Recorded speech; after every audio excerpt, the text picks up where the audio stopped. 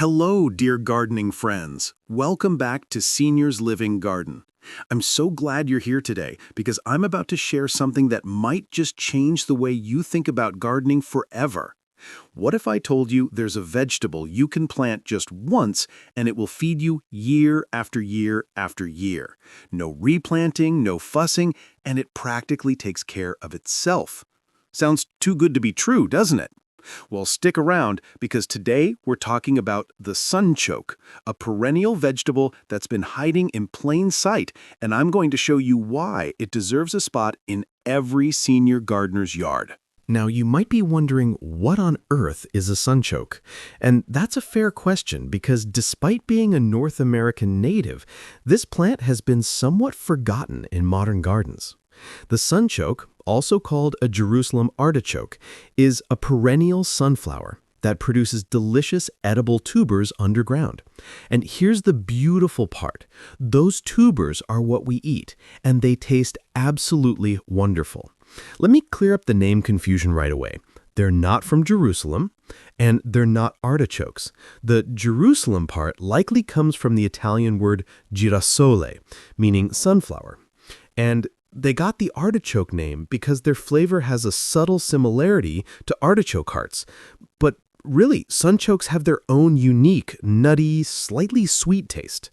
Above ground, sunchokes grow into tall, beautiful plants, often 6 to 10 feet high, with bright yellow flowers that look just like small sunflowers. They're absolutely gorgeous in late summer and early fall. Butterflies and bees love them.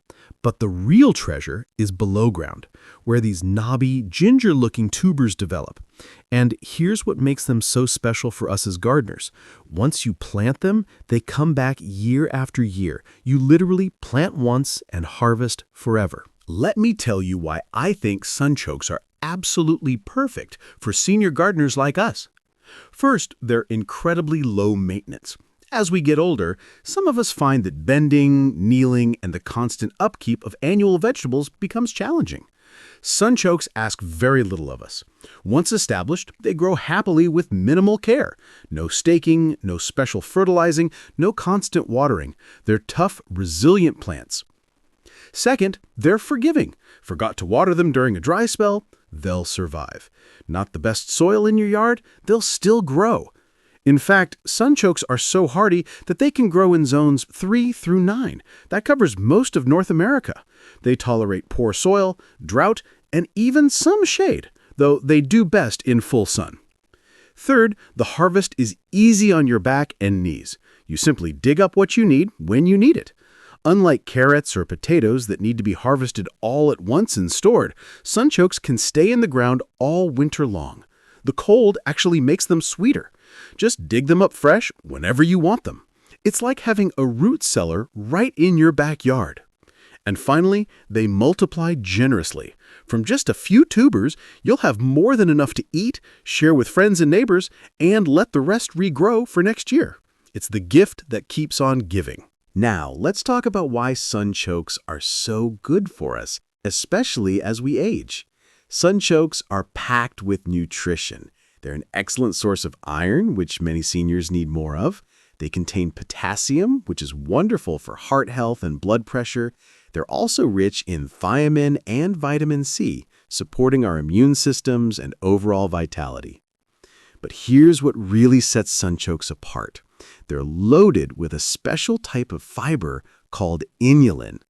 Now, inulin is a prebiotic, which means it feeds the good bacteria in our gut. A healthy gut is increasingly recognized as crucial for everything from digestion to immunity to even mental health. For those watching their blood sugar, sunchokes have a low glycemic index, making them a smart choice for diabetics or anyone managing their glucose levels. The inulin in sunchokes doesn't spike blood sugar the way regular starches do. One quick note of caution, and I want to be honest with you here. Because of that inulin, sunchokes can cause gas and digestive discomfort if you eat too much at first.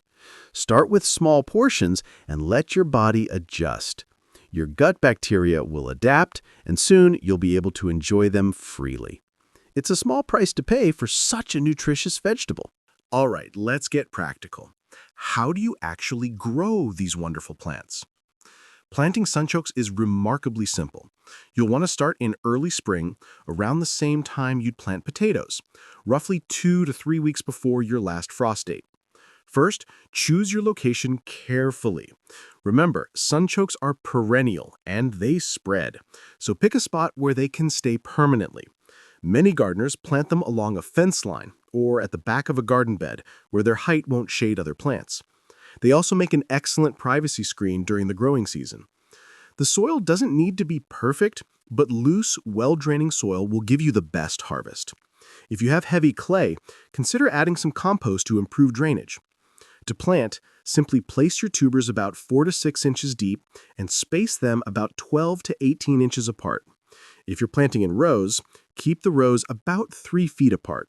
This gives them room to spread. Cover them with soil, water them in, and then, well, that's mostly it. Keep the soil moist until they sprout, which usually takes 2 to 3 weeks. Once they're growing, they're quite drought tolerant. As they grow tall, and they will, you might want to hill up some soil around the base of the stems, similar to what you do with potatoes. This encourages more tuber production and helps stabilize those tall stalks. If you live in a particularly windy area, you might stake them or plant them where they'll have some protection. But in most gardens, they stand up just fine on their own. Let's talk about managing your sunchoke patch, because here's the thing. Sunchokes are vigorous growers. Some people even call them invasive. I prefer to call them enthusiastic. The key to keeping sunchokes under control is simple. Harvest thoroughly. Every fall or early spring, dig up most of your tubers. Leave just enough to regrow for next year, maybe a quarter of what you harvest. This keeps your patch at a manageable size. If you notice shoots coming up where you don't want them, simply pull them out or mow them down. They're shallow-rooted in the beginning, so they're easy to remove when young. Now, when to harvest? This is the beautiful part.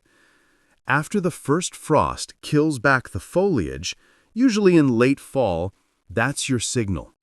But here's the magic. You can harvest any time from late fall through early spring. The tubers store perfectly in the ground. Many gardeners find that tubers harvested after a hard frost taste sweeter because the cold converts some of the inulin to fructose. So winter harvesting is actually ideal. To harvest, simply use a garden fork to gently lift the soil and feel around for tubers. They'll be clustered around where the stalks were growing. Be thorough, because any tubers left behind will become next year's plants. If you want to store them indoors, keep them in a cool, dark place in a container with slightly damp sand or sawdust. But honestly, leaving them in the ground is easier, and they stay fresher that way. Now for my favorite part, eating these delicious tubers. Sunchokes are incredibly versatile in the kitchen. Their flavor is nutty, slightly sweet, and yes, reminiscent of artichokes with a hint of sunflower seed. They have a wonderful creamy texture when cooked. You can roast them like potatoes. They could be beautifully caramelized and crispy on the outside. Just scrub them well, no need to peel unless you prefer to. Toss with olive oil, salt, and herbs, and roast at 400 degrees for about 30 minutes. They make an incredible creamy soup. Just sauté them with onions and garlic, add broth, simmer until tender, and blend. The inulin creates a naturally creamy texture without needing any cream. You can also slice them thin and eat them raw in salads. They have a crisp, refreshing crunch. They're wonderful pickled, sautéed, mashed, or even made into chips. My personal favorite is roasting them with root vegetables like carrots and parsnips. The combination of flavors is absolutely wonderful, especially on a cold winter evening. One tip, don't overcook them, or they can become mushy. They're done when they're tender, but still hold their shape. So there you have it, friends, the amazing sunchoke. A perennial vegetable that you plant once and harvest forever. A plant that's low maintenance, nutritious, delicious, and perfect for senior gardeners who want to work smarter, not harder. If you've never grown sunchokes before, I really encourage you to try them this spring. Start with just a few tubers. You can often find them at farmers markets, specialty grocery stores, or order them online from seed companies. Within a year or two, you'll have your own abundant patch, providing fresh vegetables with almost no work on your part. And isn't that what gardening should be at this stage of our lives? Less about endless toil and more about enjoying the fruits of a smart, sustainable garden. Sunchokes give us that gift. Before you go, I'd love to hear from you. Have you grown sunchokes before? Do you have a favorite way to prepare them? Or maybe you have questions about growing them in your specific climate. Drop a comment below. I read every single one and I love connecting with you. If you found this video helpful, please give it a thumbs up and consider subscribing to Seniors Living Garden. We're building a wonderful community of gardeners. We're discovering that the best gardening years can be right now. Thank you so much for spending time with me today. Until next time, happy gardening, and remember, the best gardens are the ones that keep giving year after year. Take care.